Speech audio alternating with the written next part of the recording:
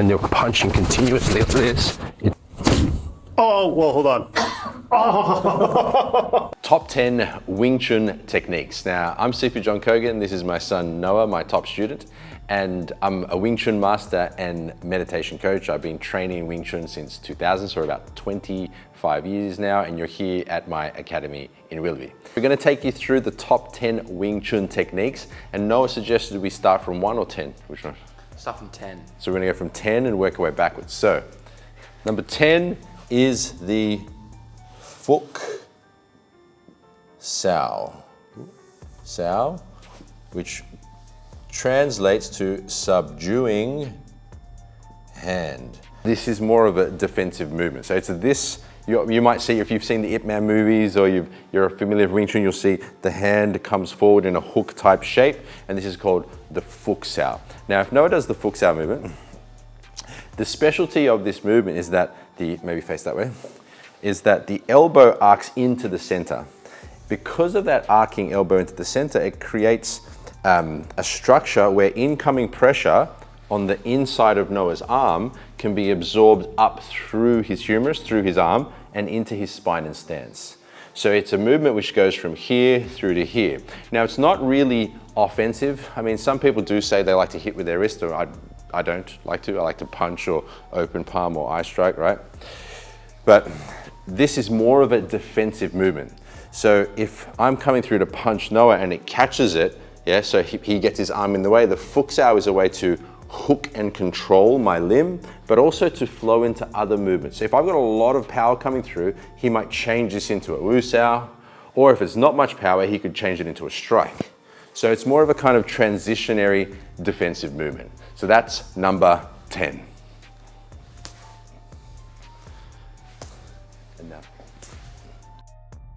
Number 9, the low heel kick. Oh man, that's a nice technique. Wing Chun technique. Now, the low heel kick is a super useful and practical kick. Now, the reason why Wing Chun is all the movements are very basic and simple and easy to use is because it's a skill you want to have throughout your whole life. You know, you can imagine if Noah does like a spinning back kick or something, you know, that type of kick is not going to be as practical when you're 85 years old. Whereas just raising your leg to this point is going to be something which you can use throughout your whole martial career. So we develop our skills in areas which we can continue to develop our skill for life, for longevity. Now, the low heel kick essentially is, so Noah, you can do the kick, so is Noah throws his kick up through the center, bringing his heel, so his heel to, generally speaking, the knee. Now, this is a super effective technique because if you can snap someone's knee, you know, and generally speaking, if you're going to do that, you're going to want to hit it from the front and drive it back about 30 centimeters, or from the side, 5 centimeters enough, but you aim to go 30. And once again, this is only real self-defense. This isn't because someone skipped the line at the canteen. So the low heel kick, once again, he drives his knee and his ankle up through towards his heel hitting the knee. Now, there are a few variations on that one. You've got stomping, where you actually turn the knee and the foot outwards and bring your hips slightly forwards to create a bit more range. So you've got stomping with the low heel kick, but you've also got a side kick where you turn the knee towards the inside as opposed to the outside. So they're variations of the low heel kick, which are all super effective for self-defense. You'll see John Jones actually made this kick super popular in MMA, where he was using this kick towards people's knees. And I think he said something like, they're trying to give me brain damage, I don't mind giving them a limp for the rest of their life. So that is number 9. Heel kick. Heel kick.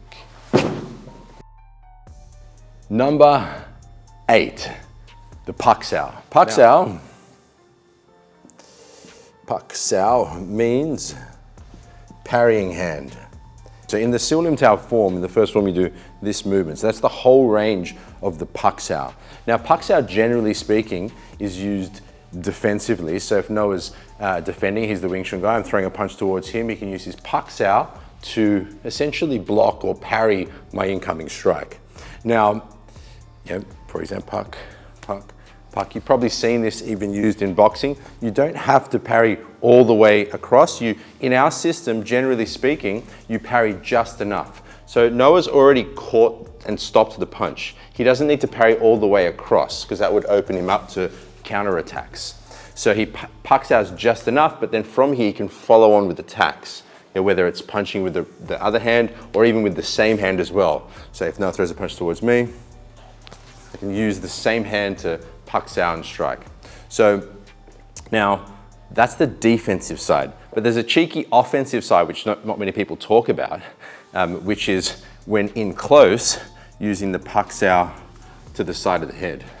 This movement here. And when we say side of the head, and Wing Chun is really about realistic self-defense, meaning if you're in a real fight where your life is really at stake, you want to be incapacitating your opponent so that they don't come back and incapacitate you.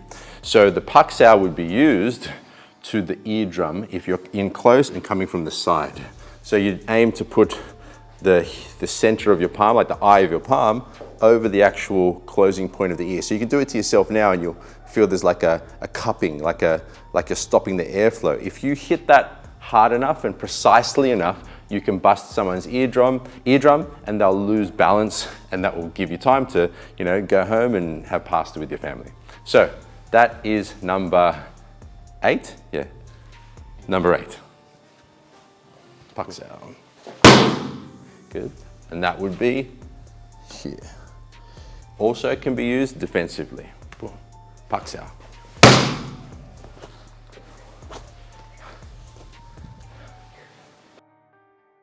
7, the Bill sao. Bill sao. Not your mate Bill from down at the pub.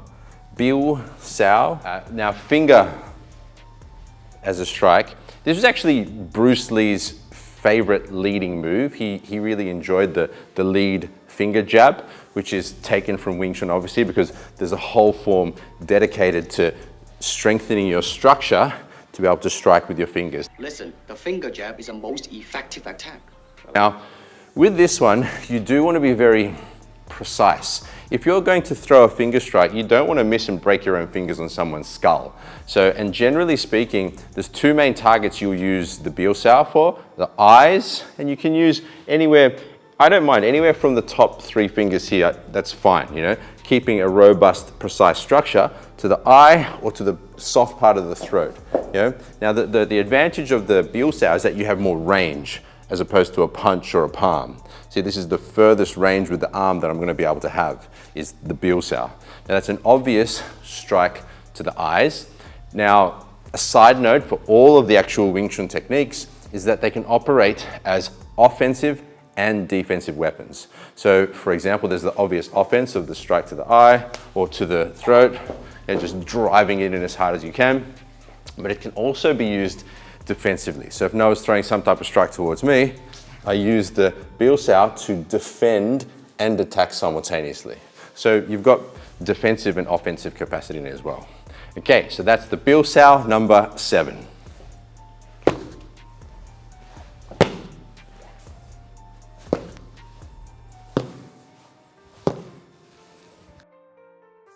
Wing Chun technique number 6, the elbow.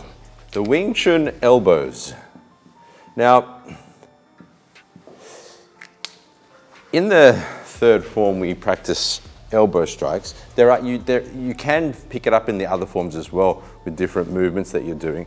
Because meaning, for example, this part of the Sealim Tao, you could also use as an elbow strike. Yeah? But this is where you're actually precisely using elbows within the form. When you practice it in the form, you do bring it over the top arc as though you're coming up and over. Now, the reason we practice that is because that's the highest range of the elbow, meaning we come up and over. Now, the advantage there is that you're training the whole range, but you can come across at any angle. You don't have to come over the top. The advantage of coming over the top is that, as a Wing Chun practitioner, we like being in close. This is where we're comfortable. We want to come in closed space so we can shut down their skill. We're not really like boxers or taekwondo fighters where they like to dance around and move on the outside. We like to come in close and fight in here where we're in contact so that we can continually offset balance through continuous pressure on their spine but also make their muscles tight by the placement of our weight and mass onto their balance as well. So if Noah's muscles are tight from dealing with my pressure, it makes it easier for me to hit him and it slows him down. If his muscles are all tense, his body moves slower, which the reason I brought that up is because we come in close, and from in here, the elbows coming over the top are quite accessible, even if your hands are on the bottom. See how my hands are on the bottom here? I can bring this elbow up over the top. And because of the shape that we use them in, we use them kind of like a circle, you can bring them up and over and control and continue to elbow through to the target. So the Wing Chun technique of the elbows is a devastating and powerful one.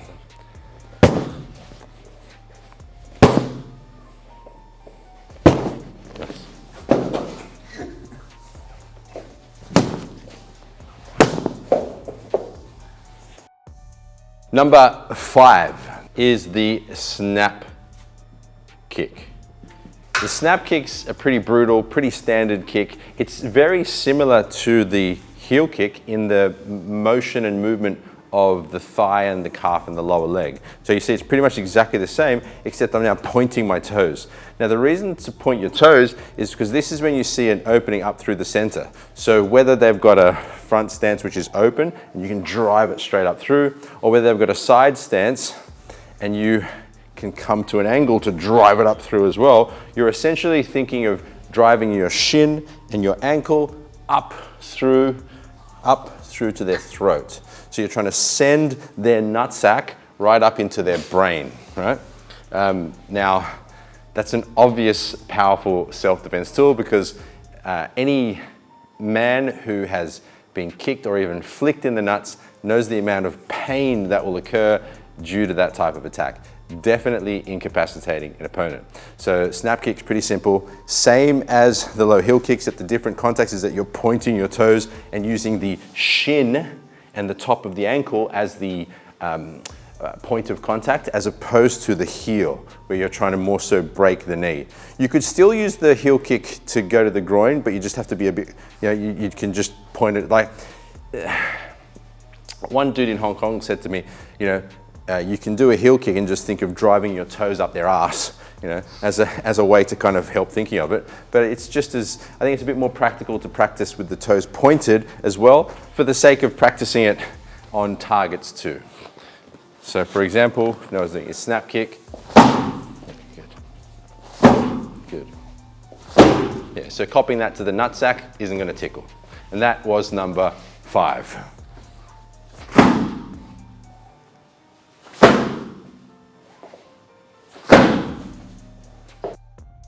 Number 4, we have the Chit Sao. One of my favorites if we're thinking in terms of like practical self-defense. Now Chit Sao, I didn't give you the meaning, is, or sorry, the translation is cutting hand. So it's this movement from the Silnim Tao form. It's actually the first movement of the hands. So the first movement of the hands, apart from bringing the hands up, is coming down and forward with this movement here, which you also do at the end of the first form as well. Now the cutting hand, it doesn't have to only go downward. Actually, I mean, look, if it is going downward, like all Wing Chun weapons, you're using it from a defensive standpoint. So if Noah's throwing a strike to my lower half, you know, it can be used to defend. You can see how this is a defensive movement. It could also be, could also be offensive as well. You could also think of it driving into here or changing it to a punch shape. There's that too. But my preference in use is actually higher. So not coming downward, but coming up. Meaning self-defense situation, of course, I'm trying to incapacitate, driving the Chit Sao through the actual throat. Now, once again, only self-defense. Do not use this, you know, just because someone looks at you funny. Only in real self-defense if you need to save your life or your family's life, because this could really actually kill someone. You're driving the approximately where you'd wear a watch, this robust part of the bone just after the actual hand and the wrist joint. You drive that through the front of the throat, and you'd be thinking of driving it through to here. So you'd be driving that right through, yeah? That's, you know, this as a target is brutal. This is kind of like the kill switch, you know? Not only if you strike it, for example, with the Chit, but also if you close it, if you're strangling someone. So this is how you can put someone to sleep or put them to real sleep, right? So the Chit movement applied to the throat is my favorite, but it can also be used defensively as well, lower and even higher, defensively. Cool, so that is the Chit. Number 4, the cutting hand.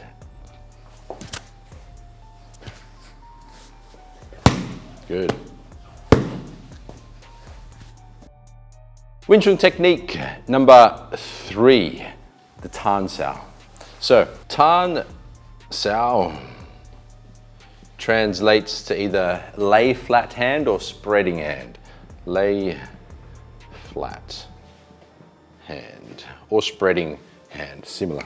This movement from the form, you do this before you do your Wu to Fook, you do the Tan Sao. Now the Tan Sao is an extremely useful and effective weapon, both offensively and defensively, due to its rotation, the nature of the rotation of the elbow and the shoulder. Meaning, if Noah, maybe go this angle, is dealing with a strike on the inside gate of his arms coming through here, as he brings the elbow in an arc into the center line, that makes sure that any pressure applied to his forearm gets met with the force of his body.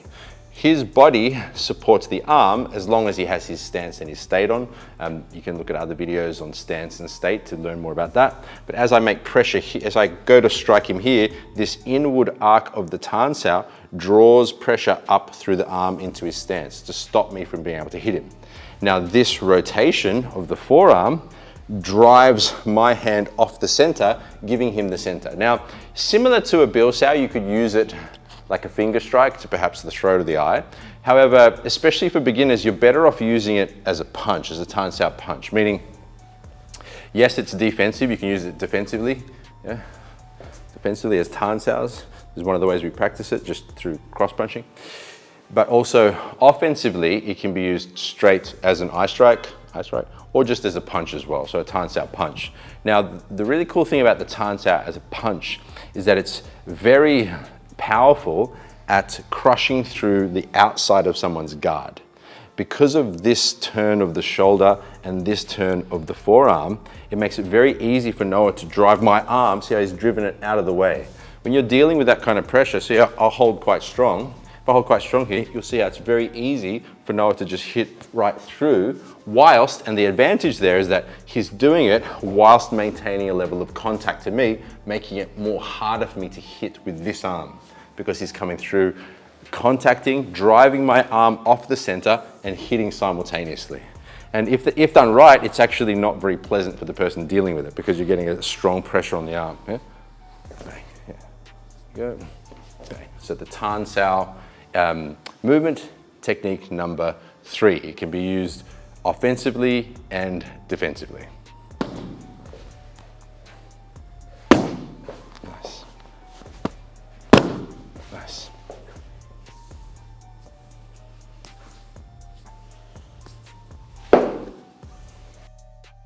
All right, now for number 2. Now this one it's a close tie between number 1, but number 1 kind of, I'll talk about number 1 and number 1, but number 2 is the Bong Sao, and not the type of Bong Sao that some of you are thinking about. It's a different type of Bong Sao. Oh, well, hold on. Bong Sao, meaning wing, arc, hand, or wing, arc, arm, yeah? So the story of the origins of Wing Chun, the kind of mythology or story, I wasn't there, so I can't tell you whether it happened or not, was that a nun who was getting older and getting overpowered by younger, stronger practitioners wanted to be able to still beat them and defend against them. She observed a fight between a stork, the bird, and a rodent, and was inspired to take all of her past martial knowledge to create the Wing Chun art. And the Bong Sao is a very obvious and unique movement. Now the Bong Sao being one of my favorites because it is so versatile, both offensively, defensively, in the sense that firstly the Bong Sao defends all strikes of angle. So all types of strikes can be defended with Bong Sao. So any type of circular strike from the outside, I can meet it with the Bong Sao. So you can see the elbow arcs outward and you see how there's like a circular arc outward to catch and defend against any attacks from the outer gate. Now, further, technically speaking, this is the Bong Sao from here to here, but coming down from Bong to Tan is also a part of it as well, which you'll see the people using the Bong to Tan in Chi Sao, in sticking hands. So really, even strikes coming underneath, you can use the downward arc of the Bong Sao, similar to the Tan Sao, well, actually the Tan Sao, and even the inner gate, so if it's coming through the inside here. So you can see how this movement defends against pretty much close to all punches. So even an uppercut can be defended with the lower part of it, even an overhand right can be defended with the upper part of it. So it's so super versatile, and it uses the natural structure of the arm. So if you think of this, and at around about 90 degrees, it's quite strong structurally and muscularly, you can really redirect and deal with incoming force quite easily. Further, it's quite flowy, meaning it can roll and spin. So for example, if Noah's doing continuous punching, you can roll it and you can see how it rolls and spins. And then people will think, okay, how's this useful? Because if you can redirect force away from you momentarily, you can open it up for strikes. So it's not that you need to actually roll all the way in order to strike. Even catching with a minuscule movement allows you to open up to strike. So it's at each moment of the Bong Sao, you're using defensive and offensive potential. So if Noah's got his guard on, he can use it defensively to stop me from hitting him at whatever angle it might be with that Bong Sao motion, but it also can be used offensively. If you look at the actual rotation, right, this, yeah, you actually think, okay, it can be wide, but it can also be narrow. So this is the same rotation, but more as though it's a bigger circle, or a straighter line, you could think of it. So see how the Bong Sao, the elbow arcs outwards, the shoulder turns to arc the elbow outwards, and the elbow turns to move the wrist in a circle. So this happens, which is essentially this. So it's the same as a right cross from boxing. And even nowadays, you'll see a lot of boxers and even MMA guys where they drop the fist at the end to get that extra sense of rotation. This is the Bong Sao. This is the Bong Sao. And it's extremely powerful because of its multi-vectors of force. Bong Sao is a strike, Bong Sao is a block, Bong Sao is a strike, wide Bong Sao strike, narrow direct Bong Sao strike, yeah, all Bong Sao. Okay, so that is number 2, the Bong Sao.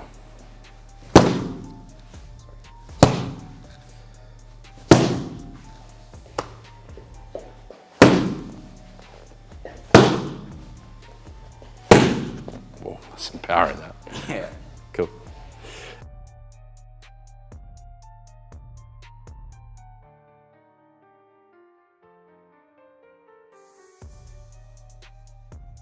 And now for numero uno, number 1. The best, in my opinion, Wing Chun technique is the chain punch.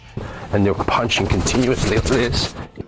Now, the chain punch traditionally, from the form, slowly, is punches coming directly down the center, wrist over wrist, straight line punching. Now, most people think, okay, how are you going to generate power there? Well, firstly, you need to train your stance and structure, so you've got your whole body's power going through it, right? So that takes time and the right guidance to do so.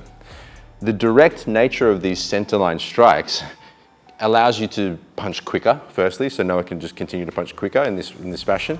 Secondly, it keeps your center defended. So any type of attacks that come down Noah's center will be constantly defended by him keeping his hands on center. You know, the spine is tall, the chin is slightly tucked, so you constantly have a defensive structure in front of your center, so you're not open through here. And remember, we're thinking street self-defense contact, where it's in and out, finish quickly. It's not point scoring, it's not dancing around, there's no rounds, real fighting application. Now, the reason why I favor this as number one is because it flows all the other techniques from it. The Wing Chun mindset is, okay, I want to finish the fight. So I'm gonna come through with fast, powerful punches or strikes to the target. So you have this concept of continuous chain flow or chain roll. Now the punch is the initial manifestation of that. It's a punch, but it can change to anything, to Chit sao, to Bong sao, to Tan sao, to Pak sao. So you have this concept of the chain, so that as you throw the chain to the opponent, the nature of the shapes will evolve according to the environment. So if Noah puts up some type of guard, right? And just for demonstration's sake, we're gonna go slowly so you can see what I mean. I come through, the fight started, I come through with a chain punch. Perhaps he meets it with saying, this can roll and change, see? Or if I'm powerful enough, I can hit right through, bang. Good, that's a better option. But if not, say I'm not powerful enough, this can roll. See, now it's moving more into an elbow or a bong sao. This next punch comes, bang, I've got with that one. But the fight's still going, so he hasn't stopped throwing punches either. As the chain comes, okay, now I've moved into more like a Pak sao position. Bang, I'm going forward still. Punch, good, I've hit again. Coming at me. Rolls again to like a bong sao, to a Chit sao now, to the throat. So the chain punch is the foundational weapon. Think of it like a ball rolling down a hill at high speed, but that then evolves and flows according to the nature of the environment, according to what it meets. So the chain punch is an offensive weapon, obviously. So Noah has his chain punch, he's coming straight towards me, he's striking, bang, bang, bang. Obviously it's an offensive weapon, but it's also defensive. So as Noah comes at me, he's defending with his chain punch as he attacks. So it's defensive and offensive. Now, once again, the cool thing about the chain punch is that it is a platform for the dynamic flow into the different movements of the forms, of the Sil Lim Tao, of the Chum Kyu, of the forms. And all of these movements, even the kicks, should flow out of it if you're practicing correctly. So let's take kicks as an example. Let's say I've tied up Noah's hands. If he has the concept of everything flowing forward to chain, he can't use his hands, so his legs will naturally fire because everything wants to continuously attack down through the center. So, chain punch. Chain punch is number one because it encompasses all of them. For example, if we're going through our chain punch, you can see how now the Tan sao comes into a chain, the Bong sao, the Chit sao, the Pak sao. All of the different movements can flow and roll in the actual chain punching sequence. So you get used to throwing fast punches and allowing it to actually spin to elbows into the different movements for fighting techniques. So, number one, the chain punch. Better. Cool. Thanks for watching this video. Please like and or subscribe to help us grow this channel. We want to make Kung Fu, martial arts, and spiritual work available to everyone, both through this channel and through our free communities on school. Check out the link below. Much love, and we'll see you in our next video. Peace.